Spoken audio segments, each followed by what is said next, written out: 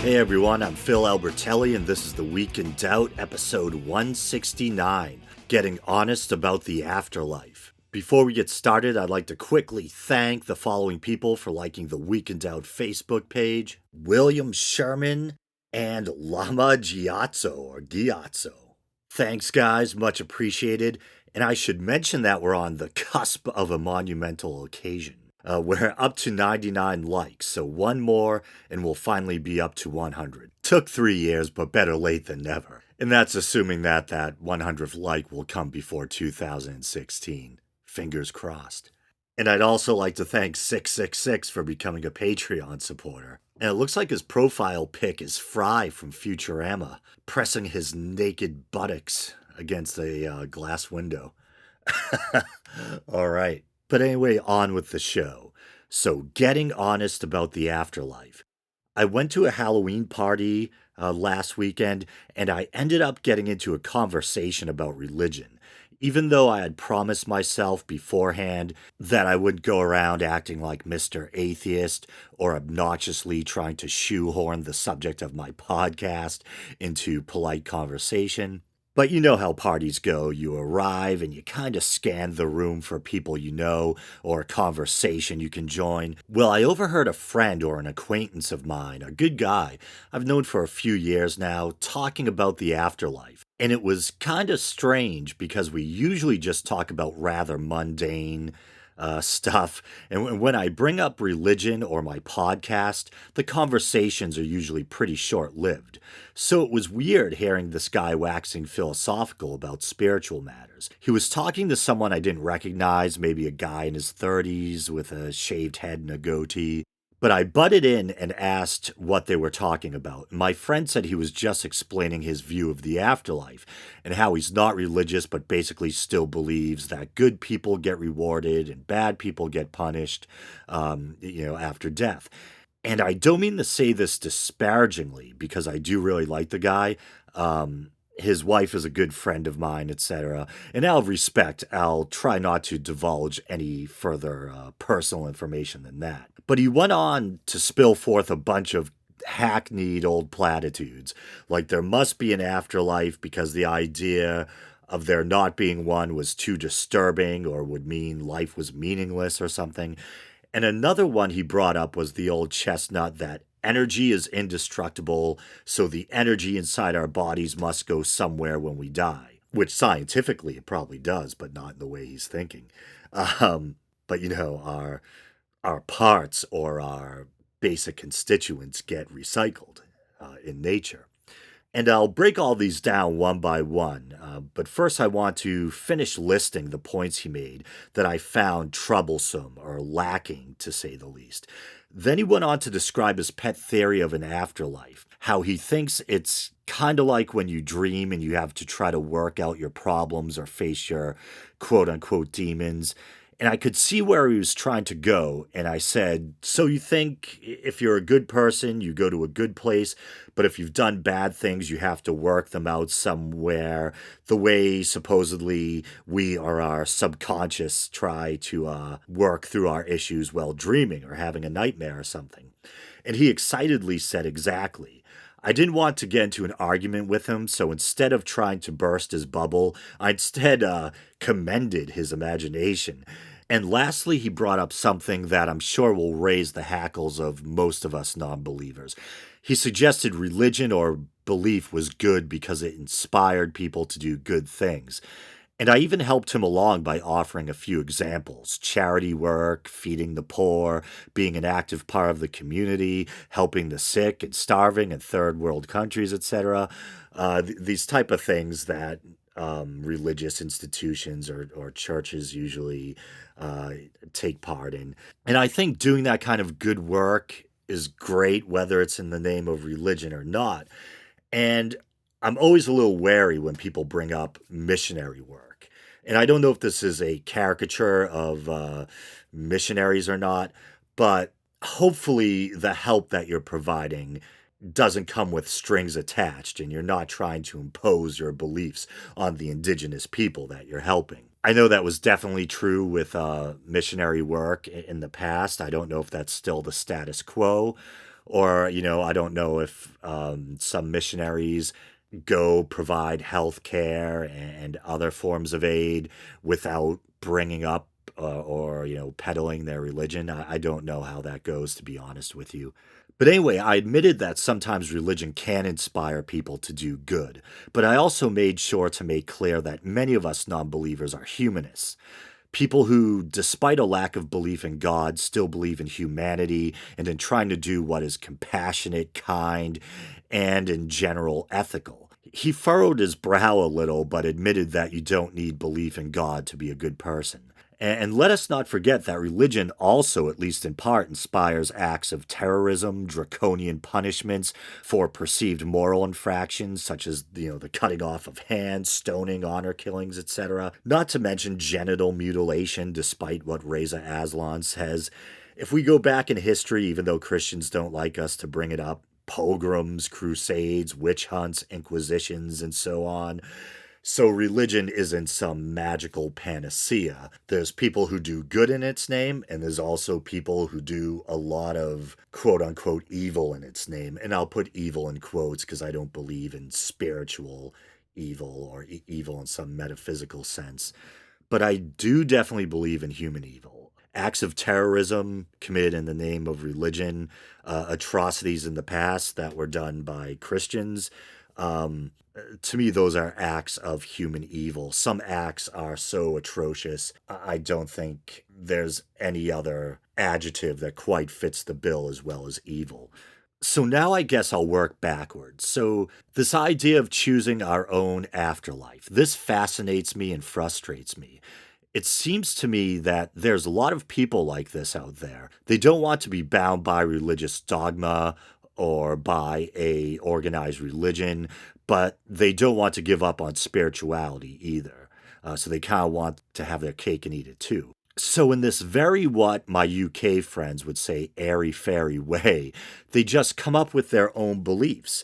Like my friend arbitrarily deciding that we must go somewhere because it's more palatable than the worms crawl in, the worms crawl out. And I forgot to mention earlier, but the part about how we go somewhere where we work through the bad things we've done, it sounds a lot like the Catholic idea of purgatory, or maybe even one of the temporary quote unquote hells in Buddhism. But the strange idea of simply creating your own idea of the afterlife, I don't really get it. I guess I could excuse it or understand it to some degree if the person thinks in their own mind, at least, they're being led to that conclusion by some semi logical thought process.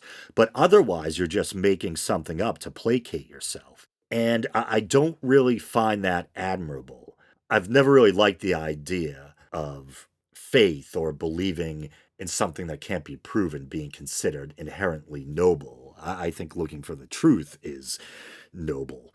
But at the end of the day, you're free to believe whatever you want. And if believing in something you made up helps you get through the day, well, all right, that's your prerogative. I mean, I'd like to believe that when I die, a team of unicorns will carry me to some Avalon where I get to be 24 again and there's waterfalls of rum and coke and every week has a 3-day weekend. But that doesn't make it real. And I should say at the beginning of that conversation, when my friend said something to the effect that you have to believe in something, you can't just believe you die and that's it, or something to that effect, I looked at him and then at the other guy and I said, I'm an atheist. Then I added the caveat agnostic atheist because I can't prove there's no God, but I have very strong doubts, especially when it comes to the claims of man made religions. The other guy clinked my beer bottle with his and implied that he was an agnostic. And this whole thing about believing in, you have to believe in something because otherwise life would be meaningless. I've talked about this on the show before, how when I was probably in my early 20s and I was jamming with my band and we were all hanging outside the practice space at the end of the night. And I said something along those lines, but as this kind of tortured artist, budding atheist, and I kind of moodily said that if there is no higher power out there, which I really suspected even at the time to be the case, I doubted the existence of a higher power back then. I said then, life is meaningless. This is all this is all just temporary and without meaning, you know? And the kid who was playing bass in our band at the time, who I would characterize, at least at the time, I don't know if he still is, I'd say he was something like a secular humanist, at least in the values he espoused. He was quite indignant and he was upset with me for saying that. And he said, just because a God might not exist doesn't mean that life is meaningless or vain or something like that. And I've thanked him on the show before because, in retrospect, I really agree with him. And yeah, maybe in a sense you do need to believe in something, but it doesn't mean you need to believe in witches, fairies, or gods, or, these supernatural forces or beings that can't be proven to exist. You can believe in ethics, you can believe in your fellow man, you can believe in having a zeal for the truth, you can believe in making life worthwhile and trying to live it to the fullest while you're alive. Um, so I think, yeah, people do need something to hang their hat on. They do need to feel a sense of purpose. But that purpose doesn't have to come at the price of lying to yourself, you know? And anyway, when it came to needing to believe in something, I said, this is what I was just touching on, I guess I have an almost religious zeal for the truth. And I said, I think it's better to try to find out what's actually true rather than pacifying yourself with beliefs that can't be empirically proven. At that, they both looked at me with confusion like I was talking another language. Um, but I think the one we really need to tackle here is the thing about energy. We probably have all heard people talk about energy in these very vague, unscientific terms. People talk about spiritual energy, like my friend saying the energy in the body must go somewhere when you die. And of course, new agey types have been going on about energy for decades now. Of course, our bodies really do utilize energy, kinetic energy, stored energy. We convert food to energy, etc. But that's a lot different than the idea of some immortal soul that puppeteers the flesh or something like that. Now, Brian Dunning, who hosts the Skeptoid podcast, and I'm kind of laughing to myself because I know good friend and listener Crocoduck isn't exactly a Brian Dunning fan, but Dunning's often spoken about the misuse of the word energy. And I think the distinction that he always made is that energy isn't a thing in itself, but it's more like the potential for action or something like that. But let's try to find out. I guess I'll start with a basic dictionary definition. And Merriam Webster's defines it as, here's the full definition: dynamic quality, narrative energy. And that's probably talking like, I have a degree in graphic design. And the artist in me definitely understands the concept of energy as it pertains to art. You can say something like just turning a certain design element askew in the way it interacts with another design element creates a feeling of energy. It suddenly becomes more exciting or interactive or dynamic or something like that. But definition B, the capacity of acting or being active. C, a usually positive spiritual force. That's probably the definition we don't want. That's the airy fairy one. It's probably in there because it's come to be so commonly used. Then definition 2, vigorous exertion of power, effort. 3, a fundamental entity of nature that is transferred between parts of a system in the production of physical change within the system and usually regarded as the capacity for doing work. And then 4, usable power as heat or electricity. Also the resources for producing such power. And I did a search for scientific energy definition. And this might be from Wikipedia, but it says in science, energy is something that can do work. There are two basic forms of energy: kinetic energy, energy which is in moving objects; potential energy, stored energy. And this is from a medical dictionary, supposedly. It's from, I think specifically, it's from freedictionary.com, but it's categorized in the medical dictionary section. Energy, power that may be translated into motion, overcoming resistance, or causing a physical change. The ability to do work. Energy assumes several forms. It may be thermal in the form of heat, electrical, mechanical, chemical, radiant, or kinetic.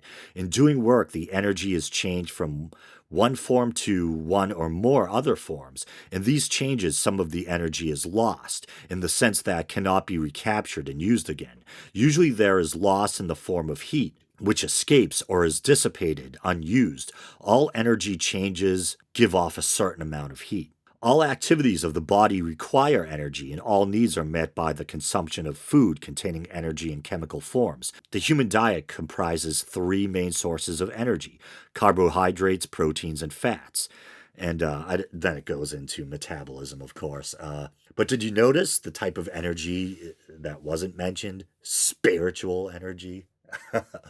um, and here's the bit that people trying to prove the immortality of the soul seem to hijack or misinterpret regarding how energy can't be destroyed. And this will be familiar to a lot of you. This is the first law of thermodynamics, the law of conservation. In physics, the law of conservation of energy states that the total energy of an isolated system remains constant. It is said to be conserved over time.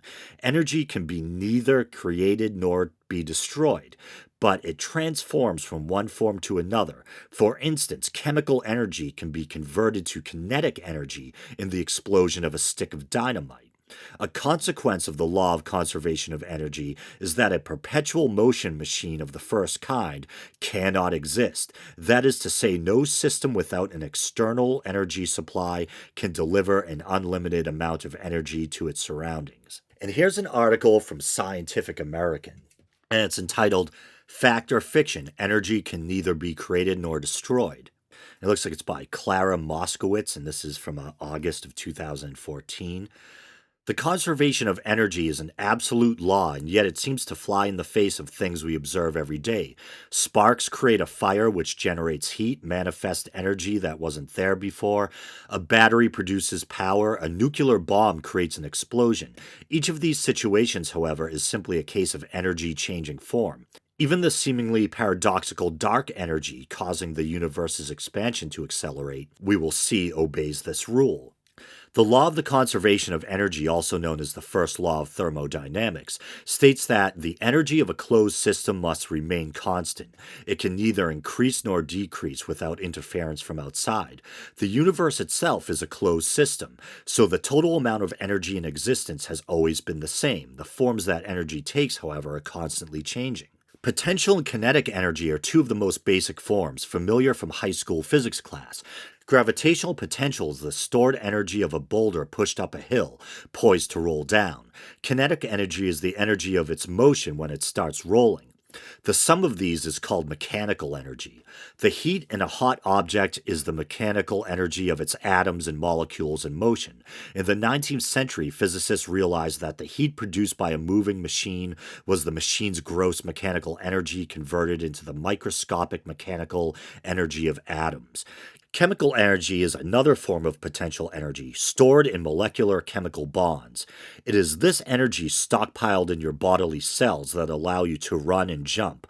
Other forms of energy include electromagnetic energy, or light, and nuclear energy, the potential energy of the nuclear forces in atoms. There are many more. Even mass is a form of energy, as Albert Einstein's famous E=mc² showed. Fire is a conversion of chemical energy into thermal and electromagnetic energy via a chemical reaction that combines the molecules in fuel, wood, say, with oxygen from air to create water and carbon dioxide. It releases energy in the form of heat and light. A battery converts chemical energy into electrical energy. A nuclear bomb converts nuclear energy into thermal, electromagnetic, and kinetic energy. So hopefully you guys are still awake. I didn't put you to sleep with all that reading. But we can see that the first law of thermodynamics, or the law of the conservation of energy, is referring to physical science, thermal energy, etc. And it's not talking about spirits. It looks like this is just another case of people desperate to believe hijacking science. But maybe that's a cruel way to put it. Maybe this doesn't sound much better, but maybe they're just ignorant in a sense, and they don't understand the basic scientific concept of energy. And that when we talk about energy not being destroyed, we're talking about the type of energies we deal with in the physical sciences changing from one form to another.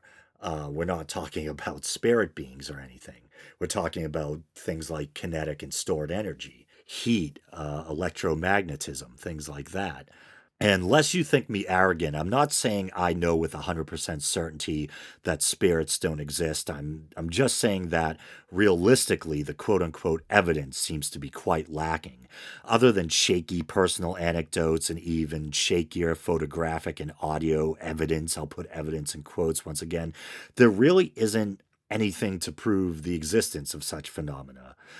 And by photographic and audio evidence, and once again using the word evidence generously, I'm of course talking about things like EVP, electronic voice phenomenon, which essentially is like the audio equivalent of a Rorschach test. Listen to a bunch of static and see if you hear something that kind of sounds like a human voice. And often we see that people will prime the listener, we'll watch those ghost hunting shows, and they'll tell you what they think it's saying before you listen, which of course is going to make you more susceptible to their interpretation. And then there's a long tradition of hoax photographs.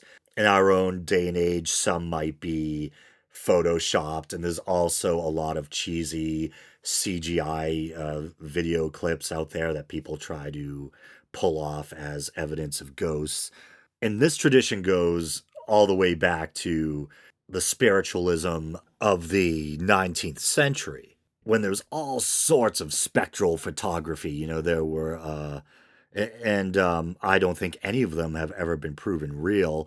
Most of them appear quite laughable by our modern standards. They usually involve things like cheesecloth hanging out of someone's mouth that was supposedly ectoplasm, or simply superimposed imagery to make it look like there was an ethereal figure, floating in the image or something like that. But, for some reason, I was just thinking of Richard Dawkins' interviews I've seen where he goes and talks to believers for his documentary shows. Like he did I think a BBC series. I think it was for the BBC called The Root of All Evil. And then I think he did one called The God Delusion, obviously titled after his book.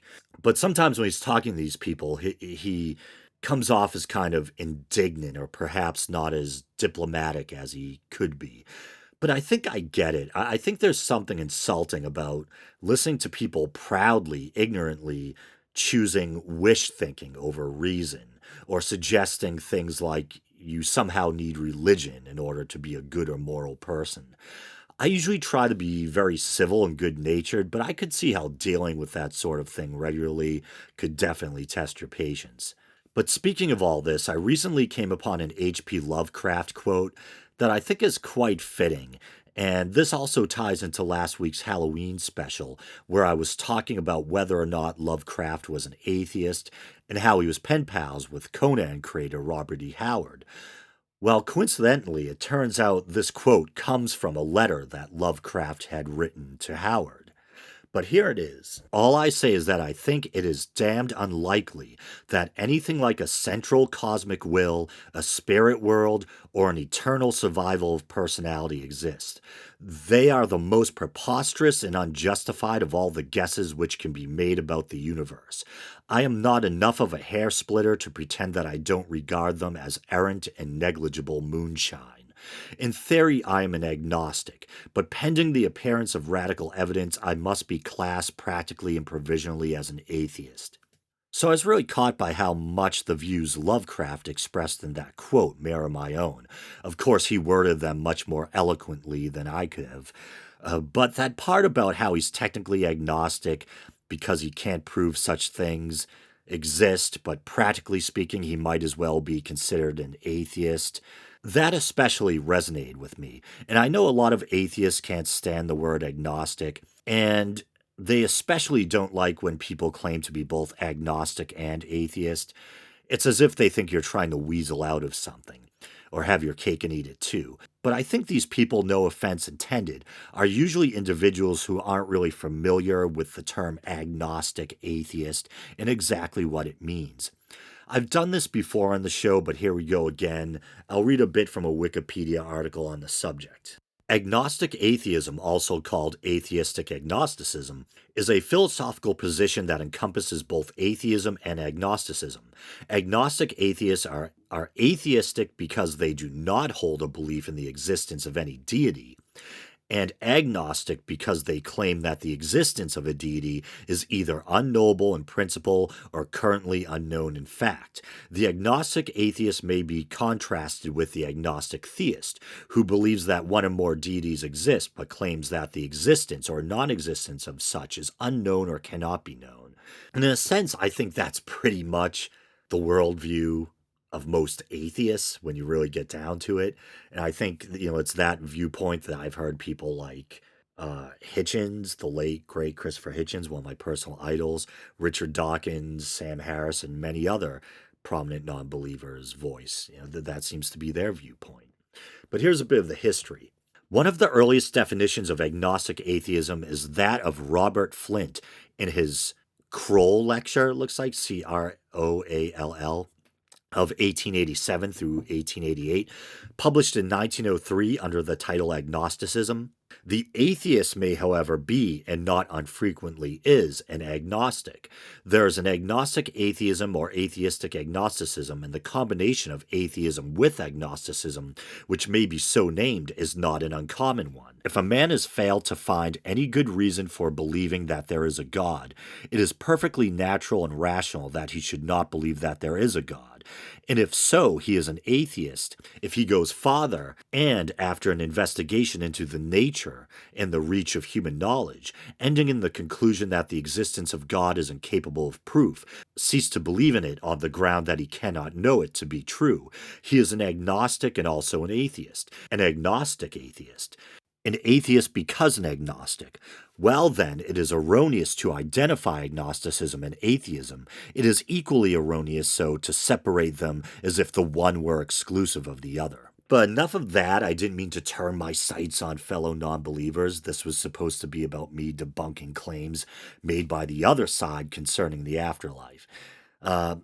Actually, I'll probably call this episode a wrap, but before I do the plugs, I think I'll take care of a couple of corrections or clarifications. First up, in last week's Halloween special about horror movies, I made a rough guess regarding when DVDs came out. I believe I was off. Apparently, DVDs weren't released or didn't become mainstream until about 1995, with the VCD format having arrived on the scene a couple of years earlier. Surprisingly, though, the development of optical recording technology supposedly dates all the way back to the late 50s and early 60s, which I found rather mind-blowing. Because when we think of that time period, we think of these almost comically oversized computers that take up whole rooms with the big, reel-to-reel on them and everything. So it's kind of funny that even back then, the type of technology that would become DVD technology